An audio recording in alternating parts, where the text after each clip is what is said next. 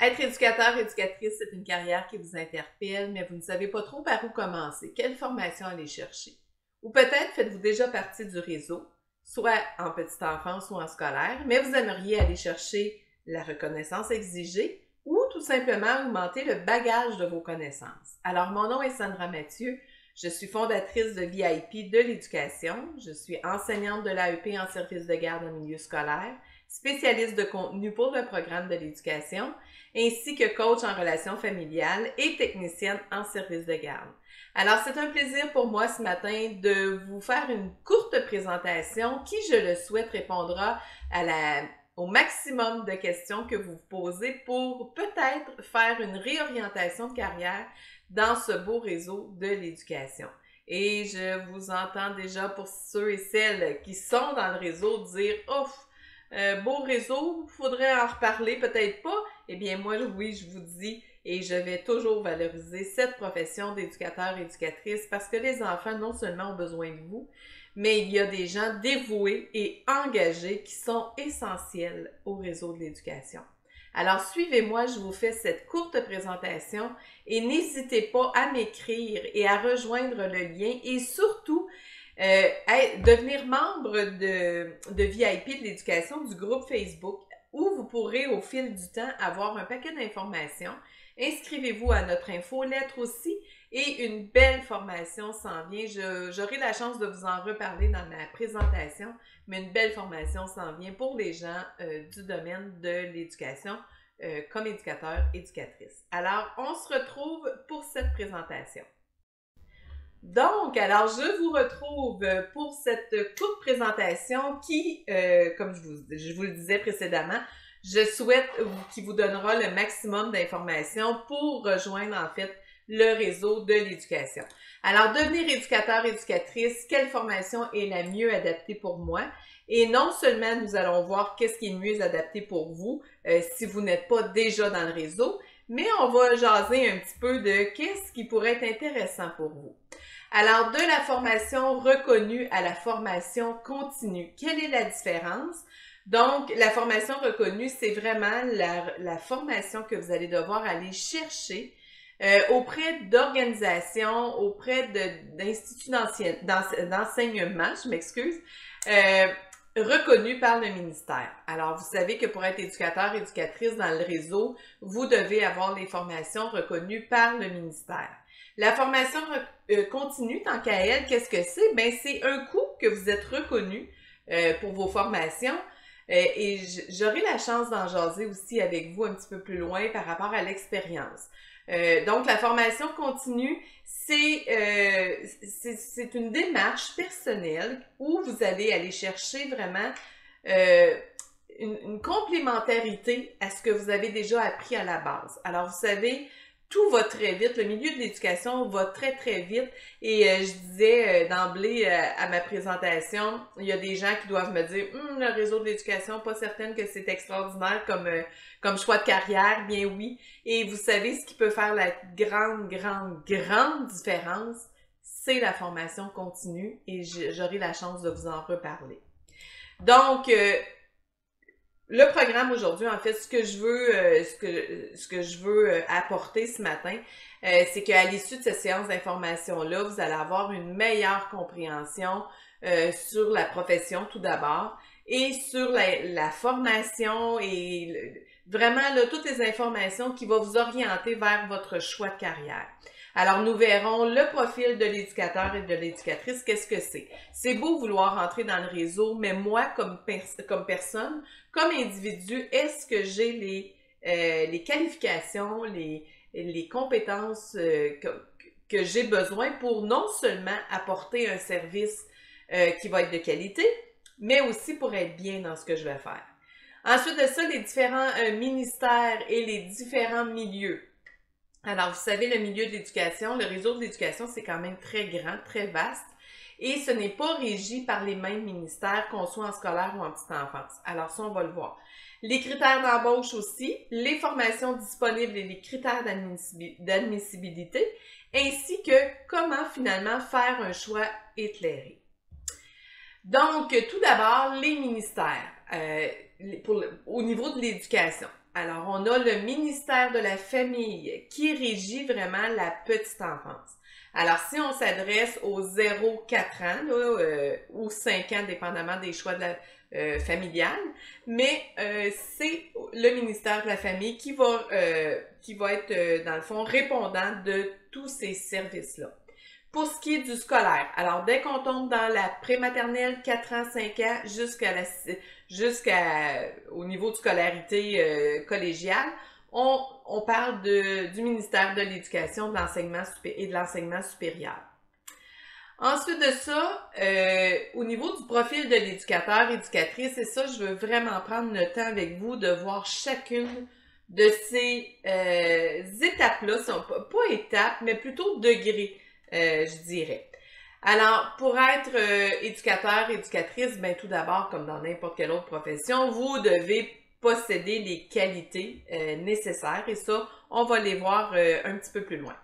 Alors, on doit posséder les qualités nécessaires, on doit aussi avoir des aptitudes, on doit avoir certaines compétences et finalement, de l'expérience. Alors, vous voyez que l'expérience, là, je l'ai mis vraiment à la fin. Pourquoi? Parce qu'il y a un début à tout. Et ça, faut se donner la chance d'aller chercher de l'expérience. J'entends parler des très jeunes éducatrices, éducateurs, des fois, qui sont découragés, dépassés par ce qui se passe dans les milieux. Et quand je leur demande finalement, ben ok, c'est quoi ton bagage d'expérience? Ce qu'on entend, c'est que c'est minime, là. Ça fait 1 an, ça fait 2 ans qu'ils sont dans le réseau, alors il faut se donner la chance. Et quand je parlais tantôt de formation reconnue, formation continue, la formation continue, elle est là justement pour venir bonifier le manque d'expérience. Alors, elle est là pour venir vous aider, vous outiller à faire face à tout ça. Alors, une petite phrase que j'aime beaucoup, c'est qu'on ne naît pas compétent, on le devient. Alors, faut se donner la chance, mais faut aussi aller, il y a des choses à faire pour ça. Alors, tout d'abord, quelles sont vos qualités? À la base, si je vous passais un test d'aptitude au niveau d'un choix de carrière et un test de personnalité ou peu importe, ce qui devrait en ressortir, c'est en fait, pour être éducateur, éducatrice, je dois à la base être créative, astucieuse, capable de travailler en équipe, intentionnée et empathique aux autres, évidemment. Travailler avec des enfants, c'est travailler en relation interpersonnelle. Alors, il faut minimalement avoir de l'empathie, non seulement envers les enfants, mais on va l'avoir aussi au niveau des familles.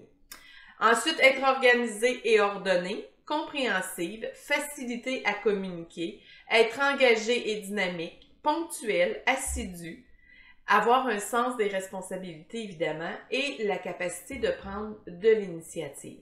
Travailler auprès des enfants, c'est avant tout être capable de se retourner sur un 25 sous, et j'ai même une collègue qui me disait c'est plus 25 sous, c'est 10 sous maintenant, se retourner rapidement et de prendre des décisions éclairs. Là. Alors, vous allez être confronté beaucoup à de l'imprévisibilité, donc il faut être en mesure de prendre l'initiative et les responsabilités. Maintenant, les aptitudes. Alors, il y a des aptitudes que tout au long de votre vie, vous aurez acquis, qui vont vous être utiles, évidemment, auprès des enfants, mais il y a aussi des aptitudes que vous allez développer au fil du temps avec l'expérience et tout ça. Mais minimalement, les aptitudes demandées vont être, bien, tout d'abord, d'être capable de comprendre les enfants et de comprendre l'enfant dans son ensemble. Alors, si vous travaillez en petite enfance, minimalement, vous devriez connaître c'est quoi un enfant de 0 à 5 ans. Si vous travaillez en scolaire, bien, c'est quoi un enfant de 4, 5 ans à 12 ans? Alors, minimalement, avoir ces compétences-là.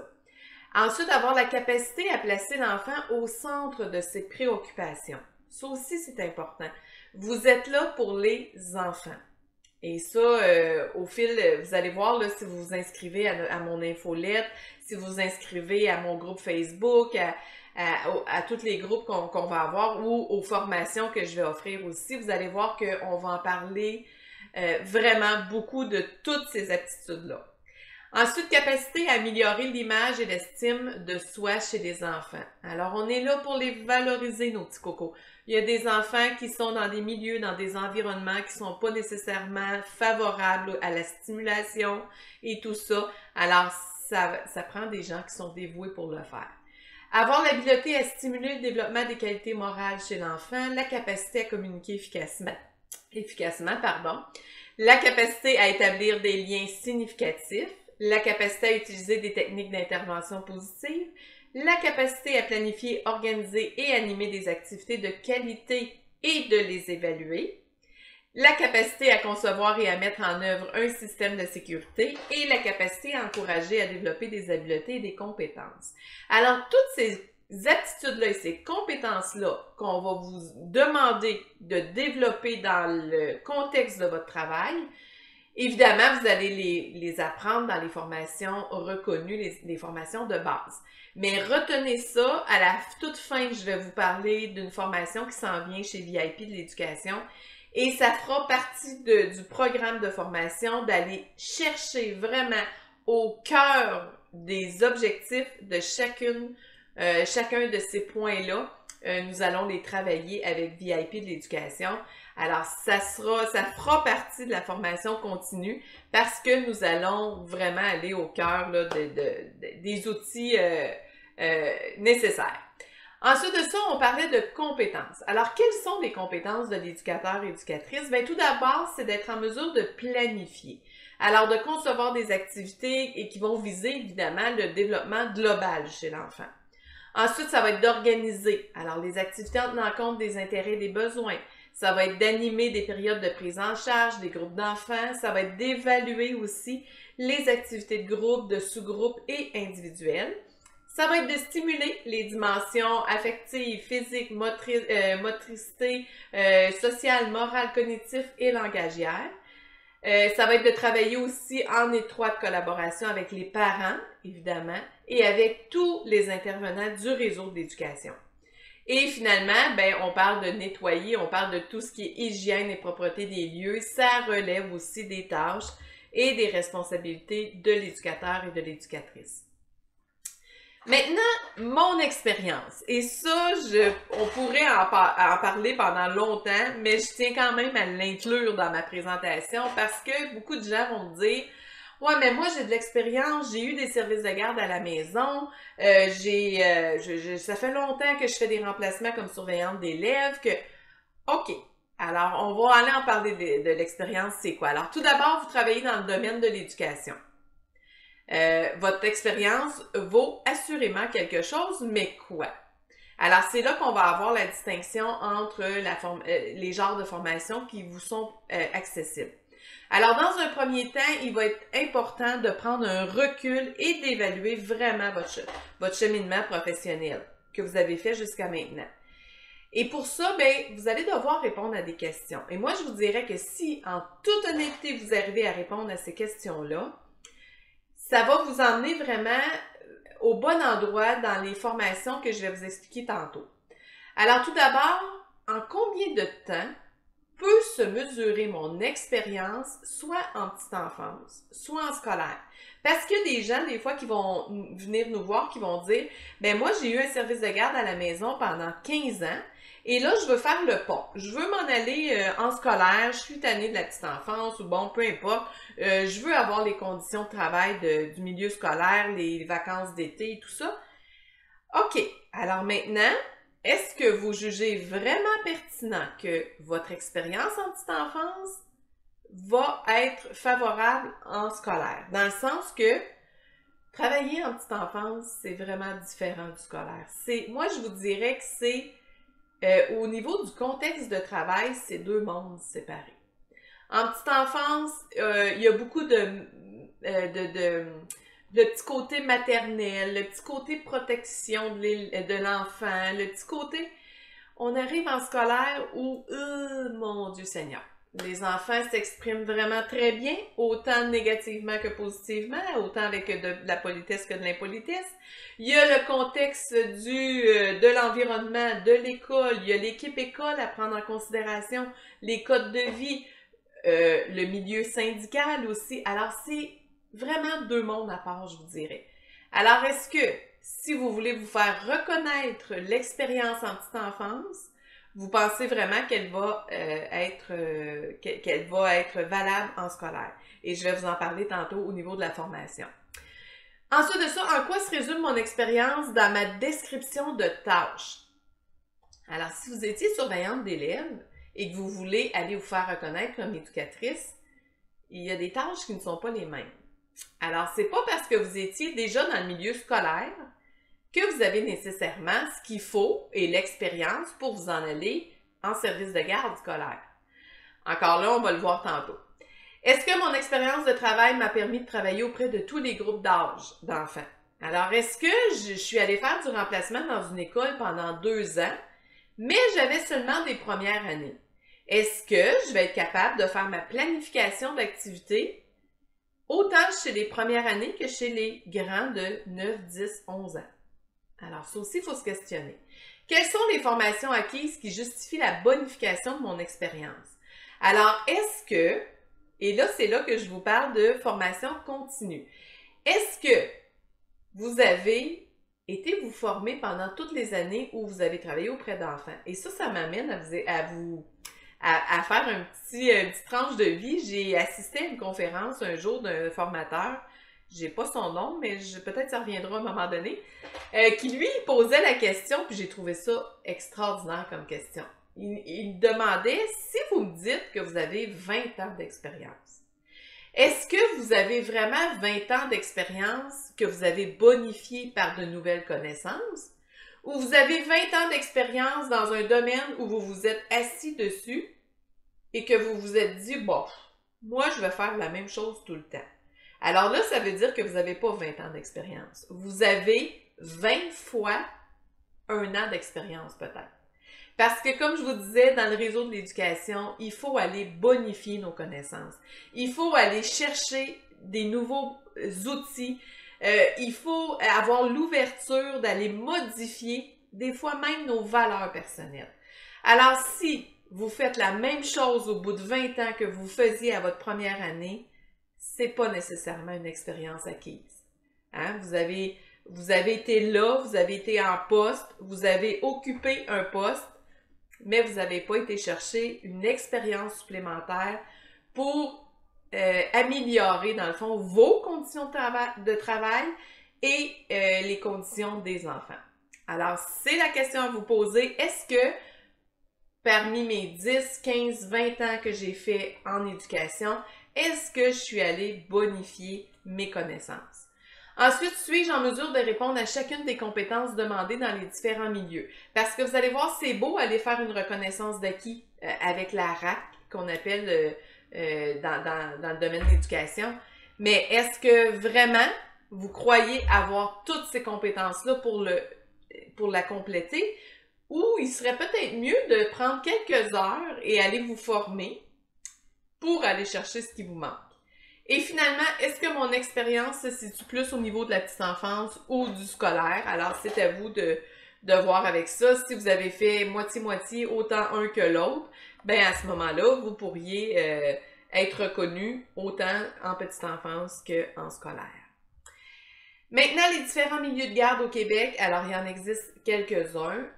Si on parle de petite enfance, on va parler de milieu familial. Donc, il y a des bureaux de coordonnateurs aussi qui sont souvent greffés à ces milieux-là pour, évidemment, coordonner tout ça.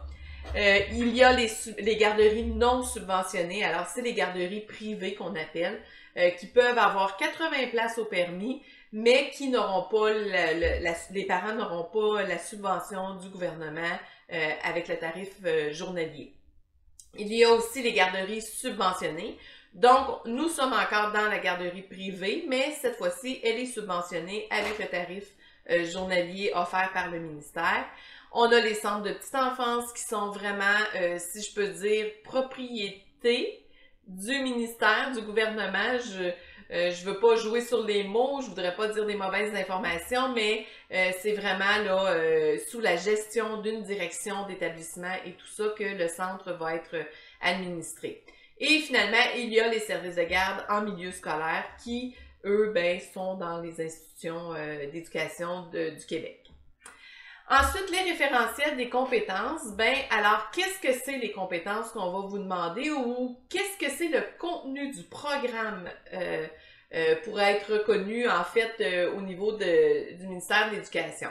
Donc, en petite enfance, ben, vous allez devoir savoir adopter ou agir, adopter un agir professionnel adapté au métier d'éducatrice et d'éducateur de la petite enfance, savoir assurer la santé et la sécurité, savoir observer, savoir planifier, organiser des actions éducatives selon diverses intentions éducatives qui tiennent compte des besoins des enfants pour favoriser un développement global et harmonieux. Ensuite, savoir entretenir des relations affectives et significatives avec les enfants, savoir accompagner les enfants dans leur apprentissage, savoir organiser la vie en collectivité, savoir intégrer les enfants qui ont des besoins particuliers et savoir entretenir des partenariats et collaborer. Alors ça, c'est le contenu là, vraiment sommaire du programme d'éducation que vous allez faire soit au niveau collégial avec le DEC ou l'AEC. Alors, c'est ce qu'on va vous demander. Évidemment, si vous allez vers le DEC, vous avez des cours obligatoires comme français, philo, anglais, éducation physique et tout ça, mais à ça va se joindre ce programme-là. En milieu scolaire, on va avoir se situer au regard de la profession dans un contexte d'intervention, entretenir une relation professionnelle en milieu de travail, intervenir auprès des enfants de groupe d'âge préscolaire et scolaire, intervenir auprès d'enfants et de groupes d'enfants aux prises avec diverses problématiques, planifier, organiser des activités, assurer le bien-être et la sécurité, organiser, structurer des activités lors des repas et des collations, réaliser des activités à prédominance sociale, affective, morale, psychomotrice et cognitive. Alors évidemment, si je prends toujours le contexte du DEC, tout ça sera vu dans votre formation. Si je prends seulement au niveau scolaire, donc l'AEP en service de garde en milieu scolaire, donc c'est un programme qui existe maintenant au niveau de l'éducation professionnelle de niveau secondaire. Et ce sont les 10 compétences, les 10 modules de compétences que vous allez voir pendant l'AEP et qui vont vous être demandés aussi en reconnaissance d'acquis.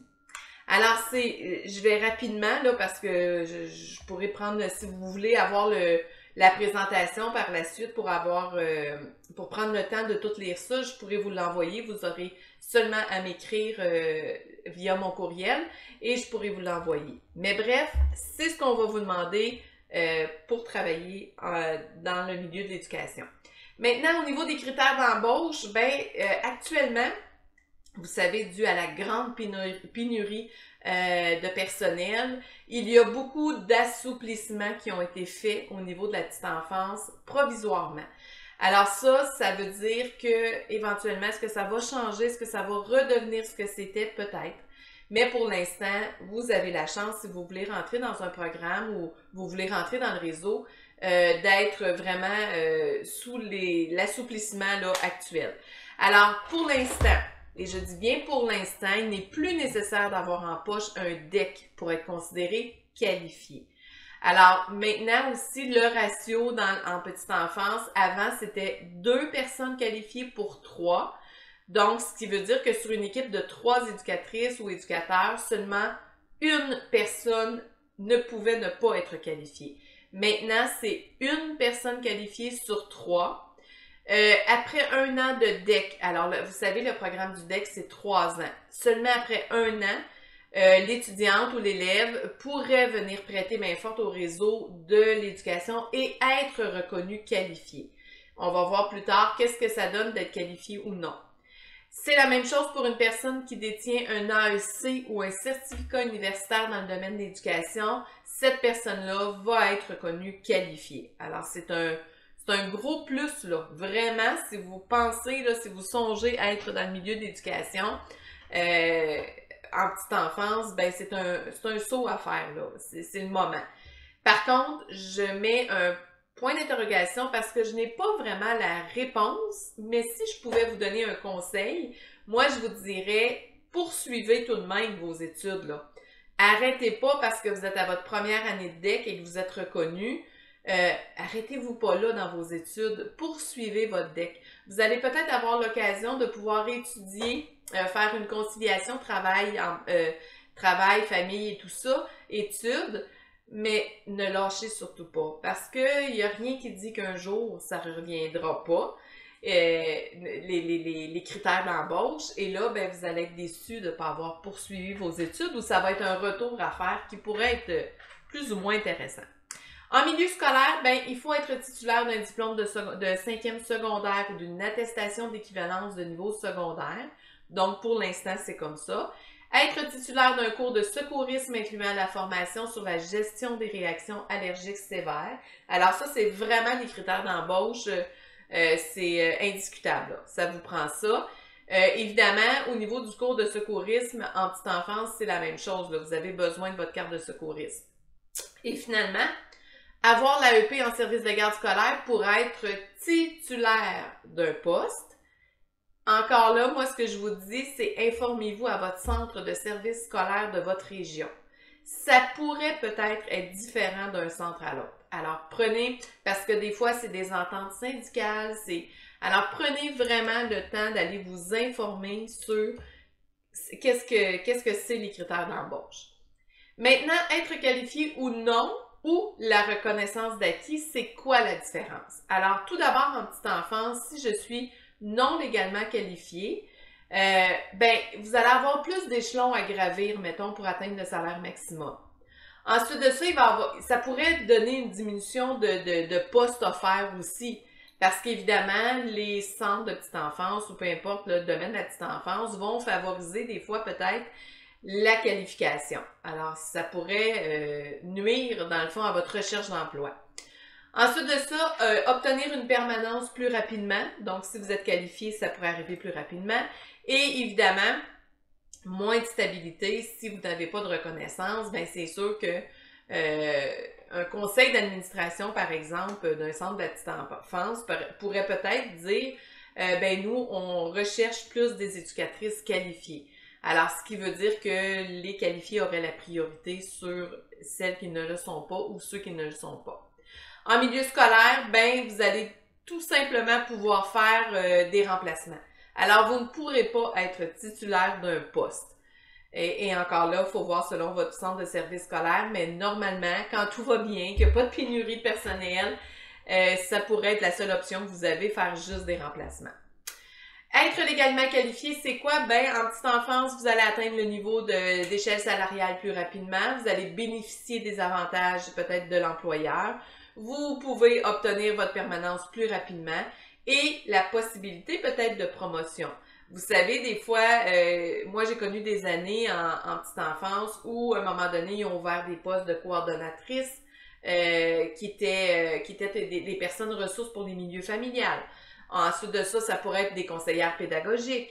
Alors, c'est sûr que plus vous allez chercher de qualification, bien, plus vous avez la chance d'obtenir des promotions. Ensuite, dans le milieu scolaire, ben, c'est quoi la chance, c'est quoi les avantages d'être légalement qualifié? Ben, de détenir un poste lors des séances d'affectation, bénéficier des avantages de l'employeur, la possibilité de promotion aussi, parce qu'en service de garde, si vous détenez par exemple un DEC, ben vous pourriez être technicienne en service de garde, vous pourriez être éducatrice classe principale, alors c'est intéressant. Et vous allez avoir une priorité d'embauche, évidemment. Alors, peu importe votre niveau d'ancienneté, si vous êtes nouvellement arrivé, vous pourriez passer par-dessus des gens qui ne sont pas légalement qualifiés. Au niveau des reconnaissances, alors pour avoir une reconnaissance de votre travail, de vos compétences, de vos expériences, vous, en petite enfance, vous devez avoir acquis des heures suffisantes, tout d'abord, pour faire partie. Tout d'abord, je dois vous dire que pour une reconnaissance d'acquis, il y a toujours une étude de dossier. Alors, les gens qui sont mandatés à l'étude de dossier vont commencer par prendre toutes vos informations et d'en faire l'analyse. Alors, à partir de ces analyses-là, on va pouvoir vous dire, ben oui, tu peux être reconnu pour telle compétence, il y a des compétences que tu peux faire seulement en reconnaissance d'acquis, alors que d'autres, on va te proposer d'aller en formation continue et tout ça. Donc, vous devez avoir un minimum d'heures d'acquis, vous devez être titulaire d'un diplôme ou d'une attestation reconnue et voir à l'assouplissement provisoire, donc dépendamment là, des nouvelles, des accommodements qu'ils ont fait pour le manque de personnel, il faudra aller s'informer qu'est-ce qu'ils acceptent maintenant ou pas, alors c'est de voir, mais ça existe. Je veux seulement vous dire que ça existe des reconnaissances d'acquis. Vous pourriez aller au cégep, dans votre cégep de région, avec votre dossier toutes vos années d'expérience travaillée reconnues. Alors, c'est sûr que si vous aviez un milieu familial il y a 20 ans qui n'était pas reconnu par aucun bureau de coordonnateur ou d'un CPE, ça va être difficile de vous faire une lettre d'employeur. Vous étiez employeur autonome, alors probablement que ce serait peut-être pas reconnu, mais c'est à valider. Mettez tout ce que vous avez et vous allez faire étudier votre dossier, ça pourrait vraiment valoir la peine. Donc, sur un cours qui exige peut-être, exemple, 10 compétences, ben si vous pouvez aller vous en chercher 1, 2, 3 de reconnus, ben c'est déjà ça, c'est plus motivant de poursuivre. Ensuite de ça, en milieu scolaire, ben la formation exigée par l'employeur, soit par diplôme d'études collégiales en technique d'éducation à l'enfance ou par l'AEP. Alors, vous pouvez aller vous faire reconnaître ça. L'AEP, c'est le diplôme d'études secondaires professionnelles, dans le fond. Vous pourriez le faire reconnaître aussi par votre expérience.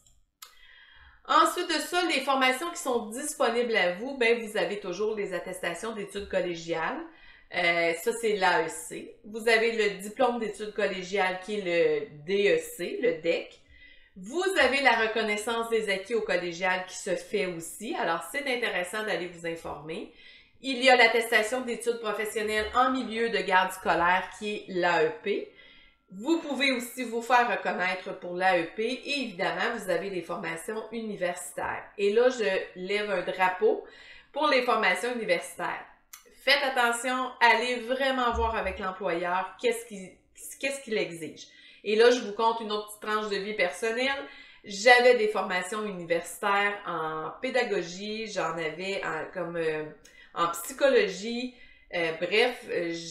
Moi, je pensais là, que j'étais correcte pour aller travailler en éducation et ça fait 35 ans que je suis dans le milieu de l'éducation.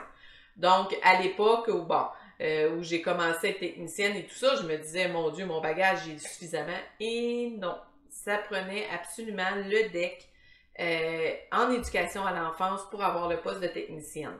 Alors, même si vous avez un bac en enseignement, là, je vous dirais qu'ils seront pas trop difficiles, hein, avec la pénurie d'employés et tout ça.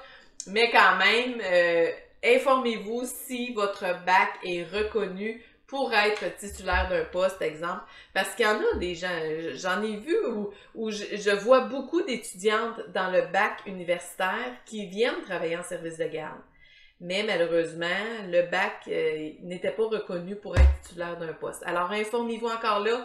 Mais évidemment, et la formation universitaire, ça vous ouvre une belle porte dans le milieu scolaire parce que vous pourriez, avec 30 crédits universitaires, vous avez ce qu'il faut pour faire de la suppléance au niveau vraiment de l'enseignement. Alors, ça peut être vraiment intéressant.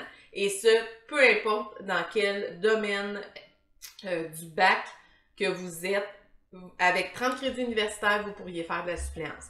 Encore là, informez-vous dans votre centre de service scolaire. La formation universitaire, par exemple, en conseillère pédagogique ou peu importe, bien évidemment, petite enfance va vous être utile pour des promotions. Hein, être conseillère pédagogique, être, peu importe, là, les postes qu'il pourrait avoir, ça pourrait être au niveau de la direction d'un centre de petite enfance aussi. Alors, la formation universitaire n'est pas à négliger non plus. Les avantages associés à la reconnaissance d'acquis, bien tout d'abord, c'est vous allez faire valoir vos formations et votre expérience de travail pour obtenir la reconnaissance de vos compétences acquises. Va vous offrir la possibilité d'obtenir une reconnaissance officielle par des voies mieux adaptées, permet de réduire les coûts rattachés à la formation, évidemment, accroître les possibilités d'emploi et d'augmentation de salaire, permet de réduire les coûts rattachés à la formation continue et permet d'être reconnu pour des compétences développées et ne pas avoir à faire la formation. Alors, c'est pour ça que je vous dis, c'est intéressant d'aller faire étudier votre dossier parce que vous pourriez sauver vraiment en temps et en argent aussi.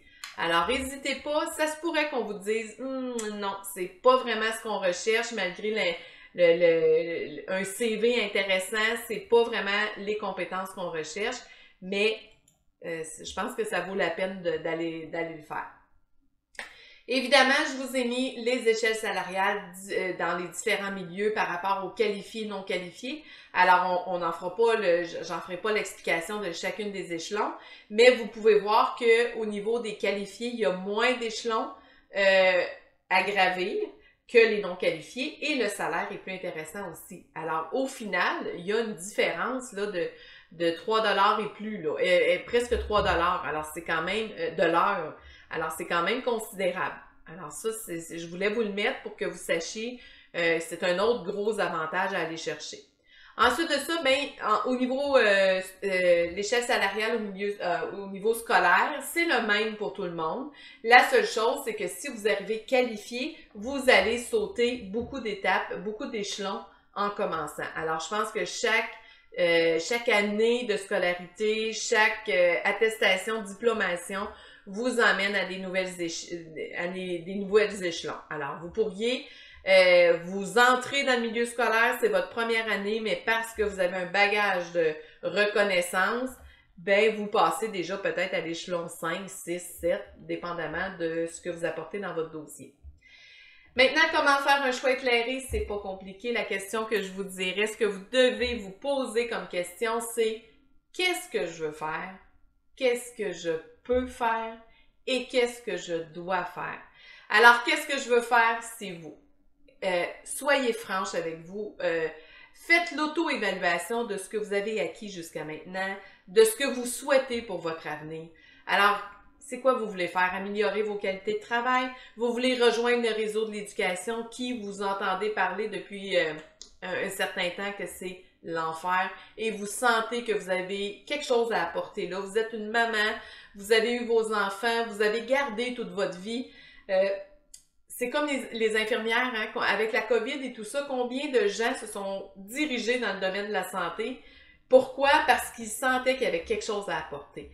Alors, qu'est-ce que moi je veux? C'est quoi mes attentes? Est-ce que je vais être capable de répondre aux besoins des familles? Est-ce que je vais être capable de traiter les enfants dans leur unicité? Est-ce que je vais être capable de mettre mes valeurs personnelles de côté pour mettre des valeurs sociales? Et ça, c'est un sujet que je vais aborder dans ma formation, la formation que je vais offrir à l'automne.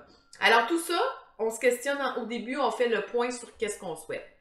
Ensuite, qu'est-ce que je peux faire? Alors maintenant, quelles sont mes aptitudes acquises que je peux mettre à contribution? Est-ce que je vais avoir des aptitudes plus au niveau de la petite enfance ou plus en scolaire? Alors, c'est où je me vois là-dedans, là? Qu'est-ce que je suis en mesure de faire? Est-ce que par rapport à l'horaire, je suis capable de faire une horaire de 35 heures, 32, 35 heures semaine en petite enfance?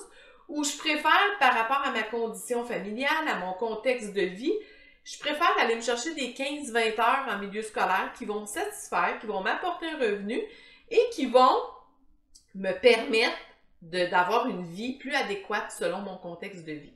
Alors, ça, c'est la deuxième question. Et finalement, qu'est-ce que je dois faire? Est-ce que je suis en mesure de répondre au code d'éthique de l'employeur? Est-ce que je suis en mesure de répondre à ce que l'employeur exige de moi, s'attend de moi? Alors ça, c'est important aussi. Il y en a qui, dans le contexte de la petite enfance, sont pas capables. Ils sont pas capables, pourquoi? Parce que l'employeur demande tout d'abord qu'il y ait une belle relation avec les familles, qui materne un petit peu plus les enfants. Alors qu'il y en a d'autres dans le milieu scolaire qui sont pas capables, le monde syndical, c'est difficile pour eux, ou bref, pour X raisons. Alors, il faut vraiment évaluer qu'est-ce que je vais devoir faire, est-ce que je vais être en mesure de le faire. Et finalement, je vous parlais de formation continue et je ne peux pas passer sous silence la belle formation que je suis en train de créer pour vous, les éducateurs et éducatrices, dès l'automne. Alors, ça va être une formation, quand je dis continue, je vous disais tantôt, on a parlé des attitudes, des compétences. Alors, je vais vraiment aller au cœur de ce que vous avez besoin. Je dirais peut-être pas avez besoin, parce que pour l'instant, peut-être que le besoin, vous ne le voyez pas.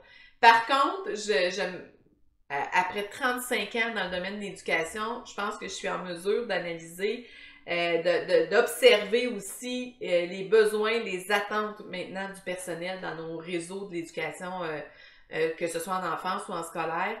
et il y a énormément de choses, de mise au point à faire. Il faut avoir une ouverture. Et si je pouvais résumer la formation SAGE en un mot, moi je pense que ça serait innovation. Alors on est rendu là, il faut innover, il faut apporter de nouvelles choses, de nouvelles approches. Alors la formation SAGE va vraiment s'adresser à vous qui voulez aller chercher là, le maximum de ce que vous avez besoin pour être bien. Pour être bien avec vous, pour être bien auprès des enfants, parce que l'un ne va pas sans l'autre. Et ça, j'en parle souvent, si vous avez vu mes autres vidéos, je parle souvent de bienveillance auprès des enfants. Hein? On nous martèle le cerveau lorsqu'on est en enfance et on nous dit il faut être bienveillant, il faut être positif avec les enfants, il faut avoir une approche sécurisante, bienveillante et tout ça. Mais on n'en parle pas de cette approche, de cette bienveillance-là pour nous-mêmes. Et si nous ne sommes pas en mesure d'être bienveillants pour nous dans ce monde de fous qu'on vit, hein, faut pas se le cacher, là, que ce soit vous, moi, peu importe, on vit dans un monde maintenant où tout va tellement vite qu'on ne prend pas le temps d'être bienveillant pour soi. Et ça, la formation SAGE, pour moi, c'est un objectif premier. Apprendre en tant qu'être humain, en tant qu'intervenant, éducateur, éducatrice auprès des enfants, apprendre à prendre soin de moi dans un premier temps pour que je puisse, après ça, prendre soin des enfants et des familles. Parce que qui dit enfant dit famille, on n'a pas le choix, ça va avec. Hein? Alors, la formation SAGE, c'est un rendez-vous vraiment que je vais vous offrir. Il me reste à peaufiner plusieurs choses, évidemment. J'ai tellement de choses dans ma tête et je veux vraiment prendre le temps de faire les choses de la bonne façon, de la bonne manière. Puis je veux aussi que vous preniez le temps de vivre ça là, de façon très intense et très ressourçante aussi. Alors, je veux que les gens, lorsqu'ils auront terminé la formation SAGE, je veux qu'ils fassent comme « Wow! Je suis tellement heureuse et heureux d'être éducateur, éducatrice et les enfants vont en bénéficier. » Alors, c'est mon objectif. Évidemment, c'est une formation continue. C'est une formation qui aura des frais, évidemment. Vous comprenez que c'est énormément de temps. Je vais aller chercher des ressources aussi de gens qui vont vous aider, tout ça. Alors, c'est sûr qu'il va y avoir des coûts reliés à ça. Il va y avoir des surprises, des beaux cadeaux aussi, parce que je suis une fille qui aime donner. Alors, c'est sûr que pour compenser un petit peu tout ça, inquiétez-vous pas, je vais vous donner. Mais c'est une formation qui, évidemment, ne s'accumule pas de crédits ou d'unités au niveau du ministère, là, au niveau de reconnaissance du ministère. Alors, c'est une formation qui s'adresse vraiment aux gens là, qui veulent se dépasser, puis qui veulent aller rehausser, puis aller vraiment chercher tout le potentiel qu'elles ont. Parce que vous en avez tellement. Et vous allez voir qu'à la fin de la formation, qui va s'étaler sur plusieurs modules, et les modules, vous pourrez les faire à votre rythme. Et là, je vous en parle comme ça, là, on dirait que je suis... je l'ai tellement dans la tête que je vous donne les informations peut-être trop vite, mais je vous les donne quand même.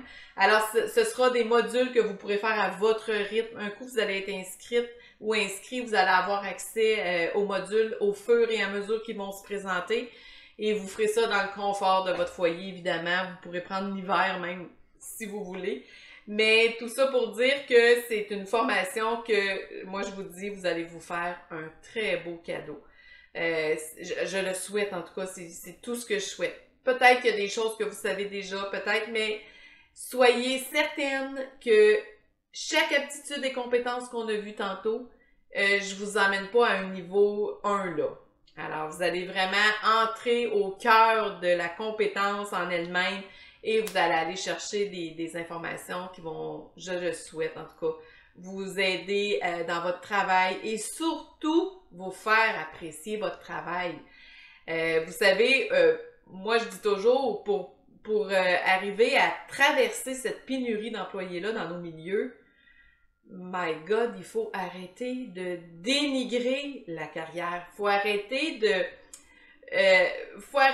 de dramatiser la situation actuelle parce que il n'y a pas personne d'assez intelligent qui va se lancer dans ce choix de carrière-là si c'est comme c'était de se lancer dans la gueule du loup, comme on dit, hein.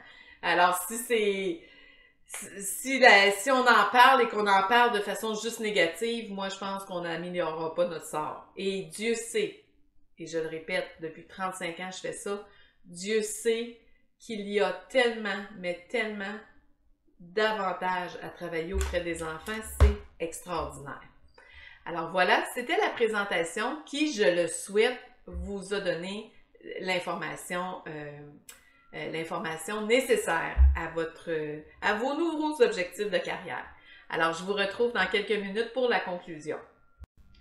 Alors, je vous retrouve pour la conclusion de cette présentation-là. Je souhaite avoir répondu à certaines de vos questions. J'espère que vous sortirez de cette courte présentation-là avec un meilleur bagage d'informations pour faire le choix, dans le fond, votre choix, ou peut-être juste pour vous réorienter vers la formation continue si vous êtes déjà dans le milieu.